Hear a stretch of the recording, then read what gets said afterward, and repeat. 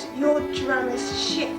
Yeah, I said it before I realised what was coming out of my mouth, and then I kind of said, well, I could do a much better job, you know. If you want a new drummer, I'll do it. You know, I'm up for it, kind of thing. Cass, I don't know really. The first time you really met me was at the studio when you were auditioning. That was in a big cloud of smoke. My first impression of Cass, that he was kind of grey colour, and a ghost, in fact, a smoky grey man. No, that was it. He was testing me with really hard riffs, so I'd come in and I'd plug my guitar and he'd go, "Can you play this?" Like that, and I'd go, "Oh God," and then I'd play it, well, I'd try and play it, and then he'd go, "Can you play this?" and he'd play it with a really hard timing, you know. Like this. So I bluffed it as usual, as guitar players do. I just stepped on loads of pedals and went like that and got away with it. Cass did the same thing to me at the end, played a really difficult riff, you know, and I had to kind of play along to it. It kind of got there, but not quite, but it was good enough. Cass and Mark are very similar, except that Mark is they're just from different backgrounds. Excuse me. Glastonbury cough, that is. Glastonbury, you know, 7 hours on the tour bus drinking on the way home cough, that is. I went down to this coffee shop to meet Skin, and I was really stunned because she had such an... what's the word I'm looking for?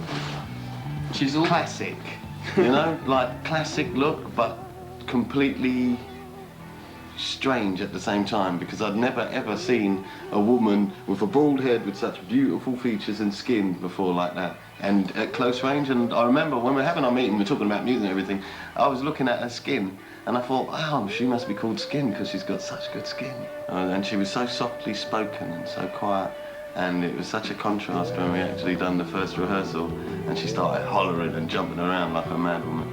If she comes off the stage, you know, she's not just on the stage, the presence is like, you know, it's much bigger than, it's hard to describe, I don't know.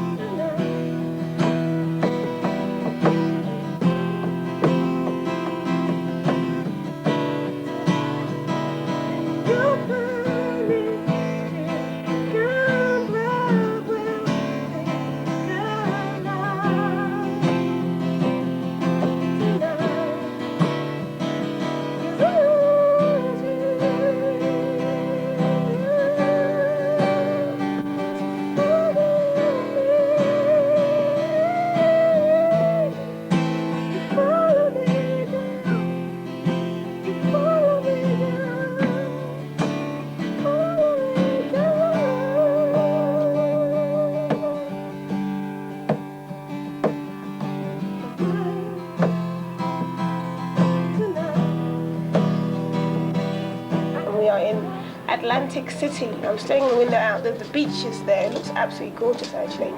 But apparently, if you have to be careful because there's lots of hypodermic needles on the beach that can stick into your foot. And there's a lot of crack people.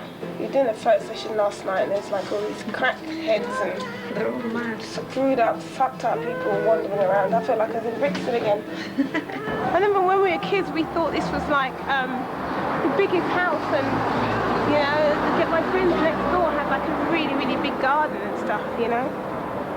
Opposite was Mrs. Woolery. And that door there was Mrs. Wareham. I wonder if she's in there.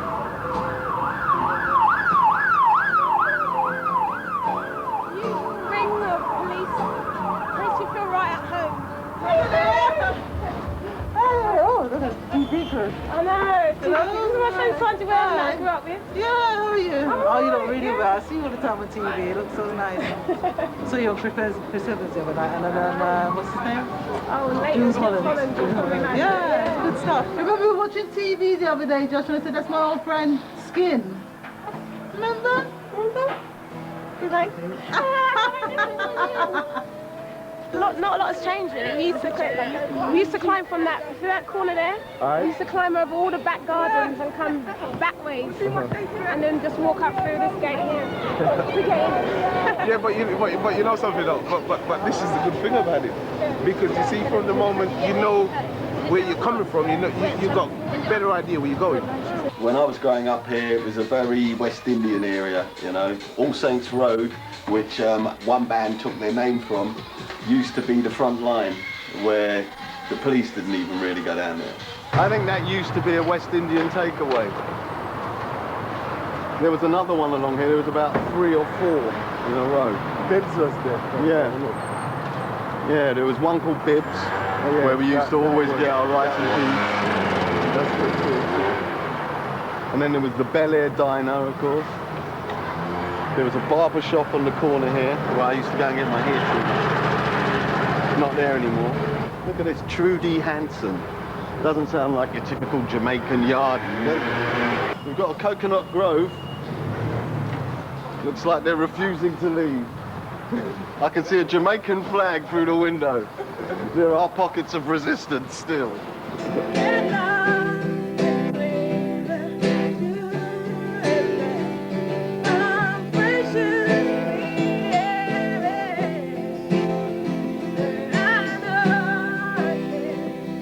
So this is a photo session, album cover, or maybe not album cover, not sure.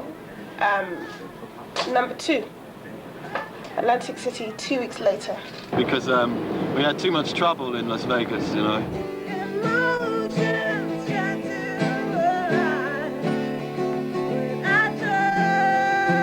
The whole idea for the shoot was we were supposed to be in this Skunk Anansie world, you know, this surreal kind of Skunk Anansie world, which he, in his portfolio, he had that kind of stuff.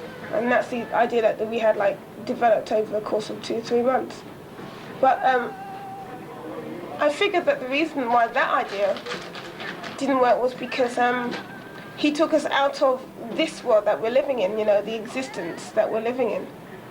You know, and the thing about us is that our Skunk Anansie world is created when we are together as 4 people. The minute we come together, then we have a Skunk Anansie world, you know. It's as quick as that, you know.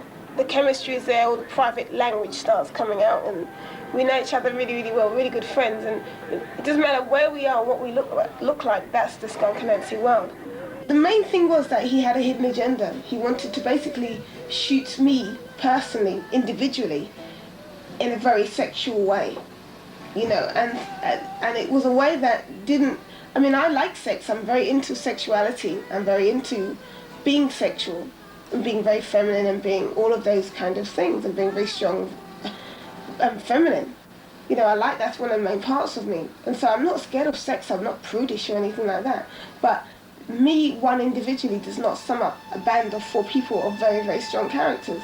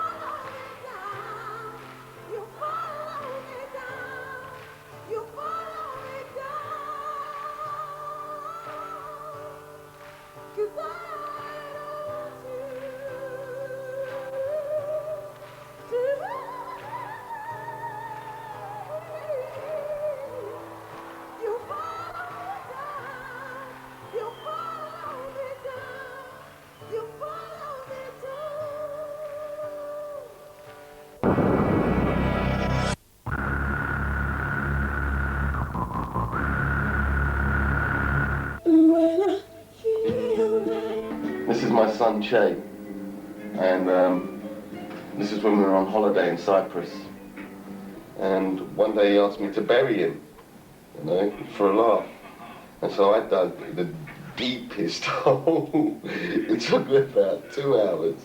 And I dug this very, very deep hole. And I told him to stand in it. And then I started shoving all the pebbles around him. And I patted it down and it was perfect. It looked like, you know, it was just a head sitting on the ground. And he was smiling. And I said, oh, I've got...